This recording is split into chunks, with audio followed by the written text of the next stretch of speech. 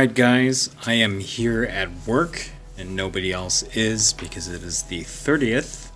I'm not quite sure when you guys are going to see this, but I figured quiet day at work, might as well start prepping for the Sword and Dragon House Kurita campaign.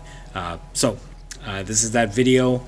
What I'm going to do is I'm going to go through and list build for both the starting lands for the campaign for House Kurita, and then pick the mission and the opposing force that I will be facing in that first battle report, and then we'll go from there. I'm going to go through an overview of the interesting things to note when preparing a Sword and Dragon campaign for either the Fox's Teeth, which is House Davion, and the Sorensen Sabers, which are representing House Kurita. So, because we're doing the Kurita track, we're going to go and look at that. Alright, so first off, I'm going to have to apologize for the angle of how I'm doing this video, because again, I am at work. I'm using kind of like a little mini tripod that I can move around. As you can see, I don't have my normal overhead setup, but we'll just go through how a campaign works real quickly, and then we'll go from there.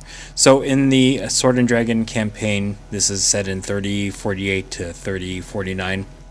You have the forces of House Davion represented by the Fox's Teeth facing off against the forces of House Kurita represented by Sorensen Sabers. The unique thing about this sort of campaign, which was released back in the first Catalyst edition of Battletech, is that you'll pick mission tracks based on who you are going to play. So normally you would have an opponent to face off against, like a real live opponent, but because I'm doing this solo, I will be playing both sides in terms of how this campaign is going to run. If you had an opponent, if you were playing either of the two factions, your opponent would be playing the opposing force, whether that's militia mercenaries or either House Davion if you're Kurita, or Kurita if you're House Davion. So in this case, because I will be playing the Kurita campaign first, forces that will be arrayed against me will be militia mercenaries and eventually House Davion, depending on the mission type that I choose. There are two types of tracks. There's the touch point, which is like a more of a narrative battle that will actually result in a significant change in the campaign. It can only be played once, so there's going to be several touch points in the campaign that can only be played once, and you can play them at any time and in any order based on how you are progressing through the campaign. The more ubiquitous track will be the mission track, and these will focus on like generic missions like recon, defend, stuff like that. Nothing that has anything to do that would move the narrative of the campaign forward. So in game setup, each of the missions will tell you how to set up the battlefield, and then you're going to basically roll for the opposing force, and based on those rolls, that is what you're going to face once your lance or your company you deploy onto the battlefield will be facing. So another thing that's important to note is that there are war chest points. This is your currency that would be used in the campaign for many things, including buying into a specific mission, because there is a war chest point requirement that you need to pay for before deploying to the mission.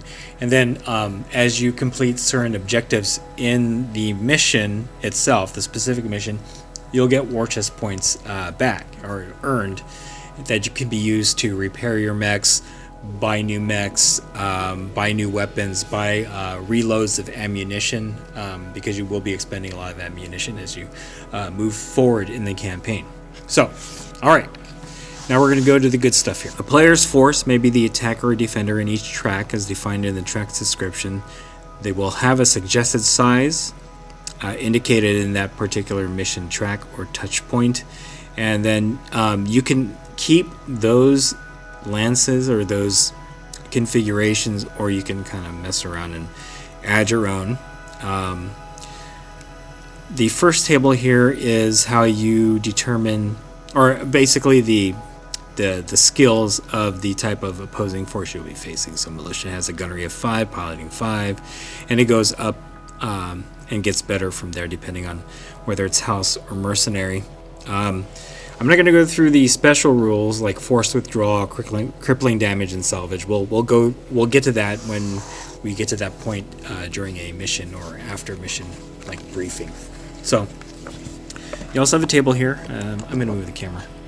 So this table is what you roll for in terms of your opposing force. So it's broken down by House Davion, House Kurita, and Mercenaries. And then you would roll 2d6, or you would roll a d6 and then assign a mech based on what you rolled. So if you rolled a 1, you can go for a Hornet, Whitworth, Quick Draw, or Awesome, and so on and so forth. So that's an interesting thing. You just never know what you're going to face on your next mission until you roll for it. So,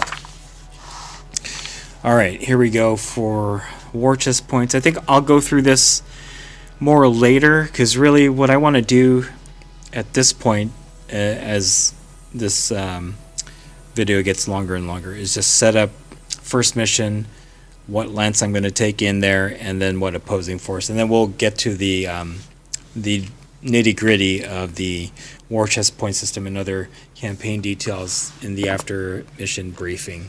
But some of these tables: average unit cost for certain mech classes, and then you have your supply table, repair table, what it'll cost you in war chest points. You can also recruit mechs.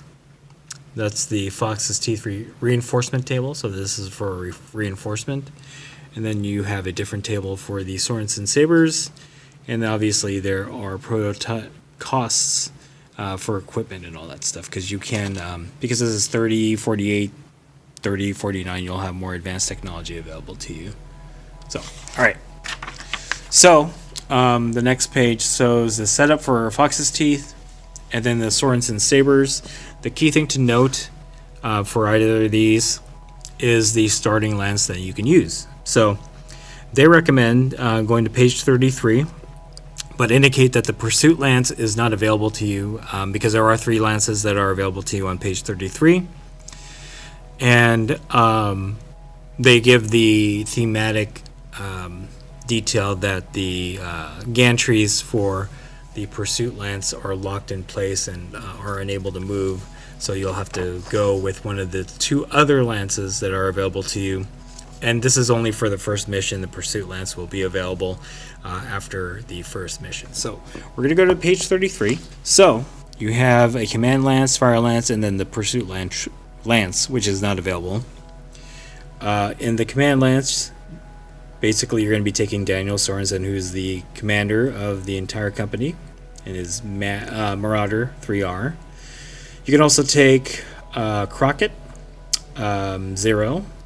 And an interesting thing here is taking the SL-25 Samurai aerospace fighter. I actually have that on order, so I will not be playing this Command Lance because I'm missing that particular model.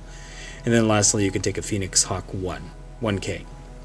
So what I will be taking is the Fire Lance, because I do have these models. And they do indicate in the book that if you have the introductory boxes, that most of these mechs should be there. It's just that aerospace fighter is not available in the box.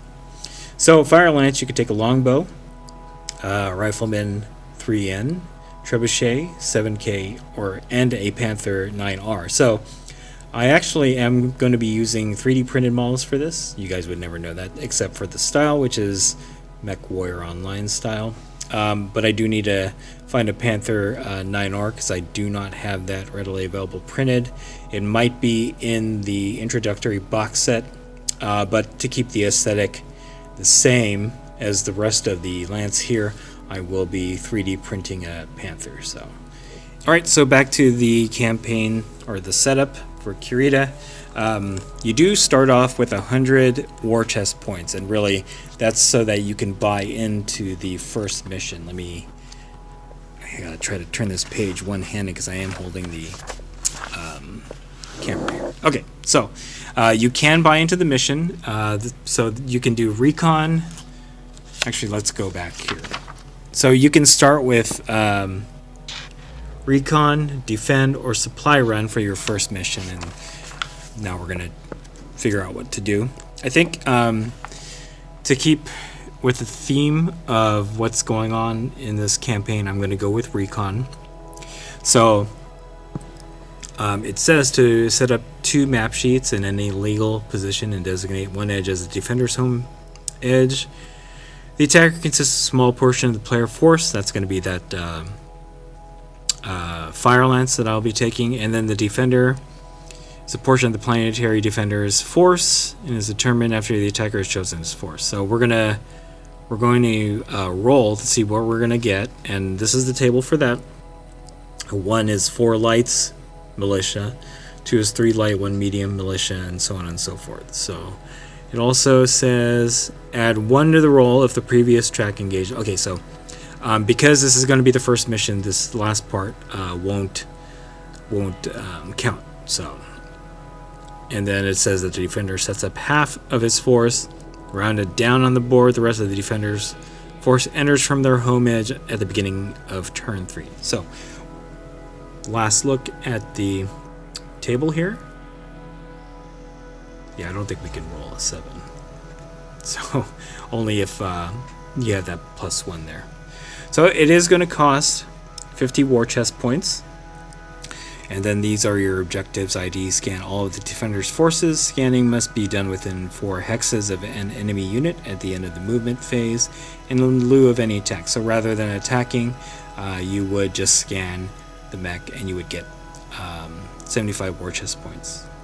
You get 75 war chest points after scanning all of the defender's force. So you're going to have to wait until at least turn 3, at which time you can attempt to scan the last 2 mechs that come on board, or depending on the forces that are arrayed against you.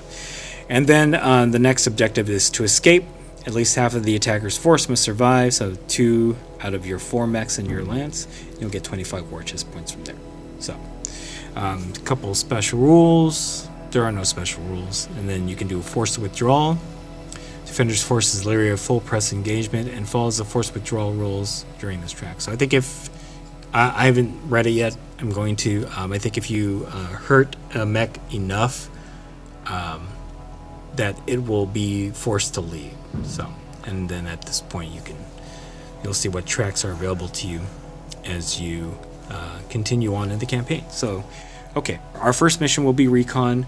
We're going to roll for our opposing force, and then I'm going to show you the mechs that we'll be facing off. So I'll be right back. Here's my trusty little dice tray.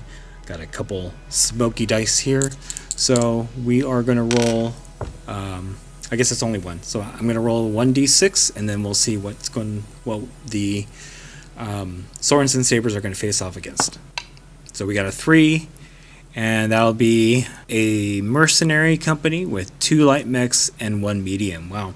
So I think this mercenary company might be at a disadvantage because obviously I'm going to be entering the game with 4 long-range mechs. So I'm going to go ahead and now roll on the opposing force mech table, and then we will see what we get. All right, guys, real quickly. So we are facing off. Let me see if I can get a better view of this. We are facing off against a mercenary company, or a mercenary lance. That's under strength. So I'm going to start rolling now, and then I'll tell you guys what we get. So I got to roll 3 times. So might as well get all 3. All right, I'm going to roll all 3 dice, and we'll see what we get. So I got a 1, 6, and a 4. So I have to get 2 lights and 1 medium out of all of these. Let's look at the table here. So in the 1 category, I can take a Hornet or a Vindicator, because again, it's going to be 2 lights and 1 medium. So I think I will be taking a Vindicator. So that's for the first one. And then from 4, I can take a Wolfhound or Assassin. So I actually have to take the Wolfhound because I already took my medium. And then, there we go. And then for the 6, I'm going to take the Spider. So we are going to be facing off against a Spider, a Wolfhound, and a Vindicator, and that's the opposing force. That's going to be facing the Sorensen Sabers Fire Lance as it lands for this recon mission. Alright guys, there you have it. That is the setup for the first mission of the House Kurita campaign for Sword and Dragon. I will be filming this shortly, so stay tuned for that. And hopefully you enjoyed this. If you have any questions about this particular starter book, let me know in the comments below. And then after the first mission, the recon mission, we'll do an after action report or a briefing going over what happened, and then we will go through the war chest point system and show you how to do that. So alright, that's it. If you like this video, go ahead and click like. If you haven't subscribed to the channel, I appreciate it if you would. Click the bell notification icon to get notified of when the next setup and mission for the Kurita Sword and Dragon campaign comes out.